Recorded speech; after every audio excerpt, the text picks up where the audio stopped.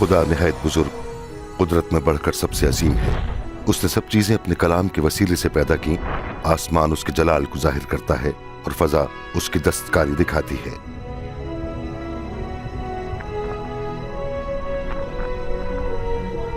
खुदा की पैदा की हुई हर एक चीज अच्छी थी। हर चीज खुदा की अजमत, बुजुर्गी और कुदरत की मजहर थी।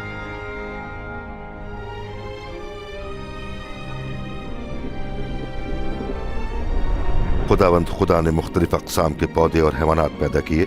चुनाचे खुदावंद खुदा ने जमीन की मिट्टी से इंसान को बनाया और उसके नथनों में रूह फूंकी, और यूं इंसान जीती जान हुआ। इस पहले इंसान का नाम आदम था। और फिर खुदावंद खुदा ने आदम पर गहरी नींद भेजी और उसकी पसलियों में से एक को निकालकर उससे एक औरत बनाई, ताकि वो आदम की बीवी और साथी हो। यह औरत हव्वा कहलाई, जो दुनिया की पहली खातून थी। चुनाचे खुदावंद खुदा ने आदम और हव्वा में अपनी कुछ सिफात भी मुंतकिल कर दी, ताकि वो खुदा के साथ खुशगवार और करीबी ताल्लुक रख सकें। वो उस खूबसूरत बाग़ अदन में जो उनके लिए तैयार किया गया था, खुदावंद खुदा के हुजूर शादमान थे। वहां पर ना तो कोई दुख तकलीफ थी और ना ही मौत।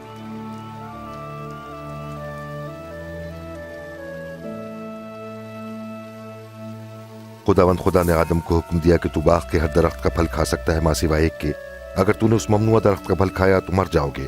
लेकिन एक दिन शैतान के वरगलाने पर हव्वा ने फल तोड़ा और खाया और अपने शौहर आदम को दिया, और उसने भी खाया।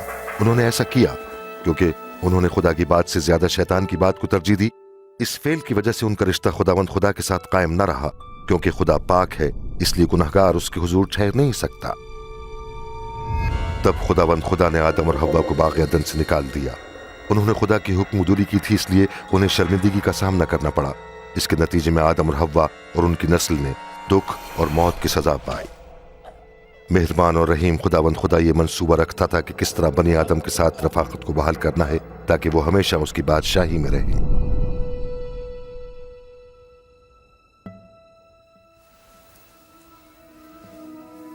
कलाम मुकद्दस में खुदावंद खुदा अपने मंसूबे को यूं जाहिर करता है कि बनी नौ इंसान जिस सजा के मुस्तहिक हैं, उससे उन्हें निजात दिलाए, ताकि उनके गुनाह और शर्मिंदगी मिटा डाले और इंसान फिर से खुदा की बादशाहत में रह सके। खुदा ने अपने इस मंसूबे का कुछ हिस्सा अपने बंदे अब्राहम पर जाहिर किया।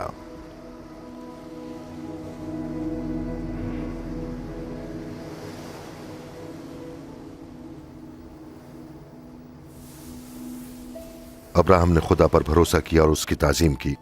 खुदावंद खुदा ने अब्राहम को बरकत बख्शने और उसके वसीले से अक़वाम आलम को बरकत देने का वादा किया। खुदावंद खुदा ने यह भी वादा किया कि मैं तेरी नस्ल को बढ़ाते बढ़ाते समंदर के किनारे की रेत और आसमान के तारों की मानन कर दूंगा।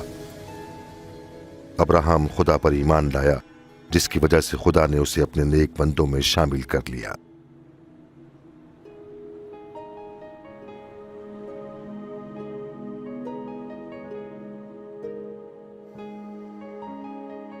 एक दिन खुदावंद खुदा ने अब्राहम को आजमाया कि आया वो उस पर भरोसा रखता और उसके अहकाम की फर्माबरदारी करता है। खुदावंद खुदा ने अब्राहम से फरमाया कि अपने बेटे को मेरे लिए कुर्बान कर दे। अब्राहम जानता था कि इसी बेटे के वसीले खुदा ने उसकी नस्ल बढ़ाने का वादा किया है। तब भी अब्राहम ने खुदा पर भरोसा किया और उसकी फर्माबरदारी की, इसलिए वो अपने बेटे को खुदावंद खुदा के लिए कुर्बान करने को तैयार हो गया।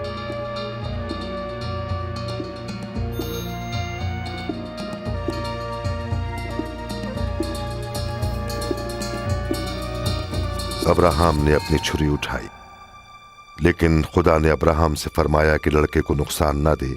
मैं जानता हूं कि तू मेरा खौफ मानता और मेरी फरमाबरदारी करने को तैयार है।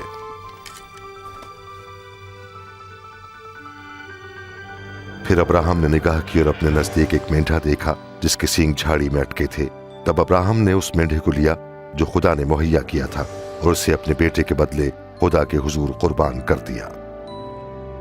जब खुदाए रहीम और करीम ने अब्राहम के बेटे के एवज मेंढा कुर्बान होने के लिए मुहैया किया, तो उसने इंसानों के लिए अपनी अजीम मोहब्बत अब्राहम पर जाहिर की, ताकि बताए कि उसकी मोहब्बत वैसी ही है जैसी एक अच्छा बाप अपने बेटे से करता है। इस वाक़े के जरिए खुदा ने जाहिर किया कि उसने बनी नौ इंसान के गुनाहों के लिए एक ही कुर्बानी का इंतजाम कर रखा है।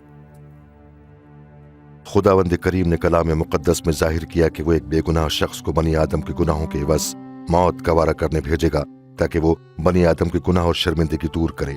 वो इस अजीम कुर्बानी से ईमान लाने वालों के लिए खुदा से रफाकत का दरवाजा खोल देगा ताकि वो हमेशा खुदा की कुर्बत में रहें।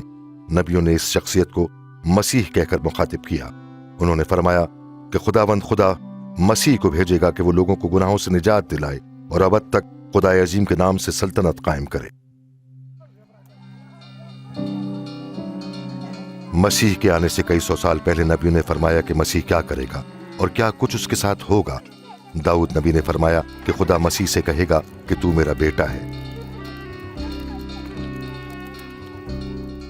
खुदा नखास्ता नबियों का हरगिज़ ये मतलब नहीं था कि वो खुदा का जिस्मानी बेटा होगा, बल्कि कलाम मुकद्दस में फरमाया है कि वो अज़ली और अबदी कलाम खुदा है, जिसे खुदा ने मुजज़ाना तौर पर कंवारी मरियम के बतन में भेजा और वो इंसान की सूरत पर पैदा हुआ। नबियों ने खुदा का बेटा की इस्तिलाह इस्तेमाल की ताकि मसीह के खुदा के साथ करीबी रिश्ते को बयान किया जाए और इस तरह वो सारे जहान के लोगों का निजात दहिंदा और बादशाह हो। यसाया नबी फरमाते हैं, देखो एक कंवारी हामला होगी और बेटा जनेगी। नबियों की मार्फत ये भी लिखा है कि मसीह की पैदाइश बैतुल्लहम में होगी और वो यरूशलेम में उनके बादशाह की हैसियत से गधे पर सवार होकर दाखिल होगा। नबियों की मार्फत ये भी लिखा है कि मसीह का एक पैरोकार चांदी के 30 सिक्कों के एवज उसे गिरफ्तार करवा डालेगा। दाऊद नबी ने फरमाया कि मसीह अपनी जान कुर्बान कर देगा मगर खुदावंद खुदा उसे तीसरे दिन फिर से जिंदा करेगा। दानियल नबी ने मसीह को आदमजाद कहकर मुखातिब किया और फरमाया कि वो बादलों पर उठाया जाएगा और आसमान तक पहुंच जाएगा जहां खुदा उसे तमाम कौमों के लोगों पर अबदी इख्तियार बख्शेगा। 2000 साल पहले एक ऐसी शख्सियत इस दुनिया में आई जिसका नाम यसुअल मसीह था। जब लोगों ने उसके अजीब काम देखे जो उसने किए तो एक दूसरे से पूछने लगे, क्या यही मसीह है? नबियों ने जो कुछ आने वाले मसीह के मुतालिक फरमाया था, क्या वो सब कुछ इसकी जिंदगी में पाया जाता है? इस फिल्म में यह दिखाया गया है कि इंजील मुकद्दस के मुताबिक यसू मसीह कौन है और उन्होंने क्या किया और क्या कहा।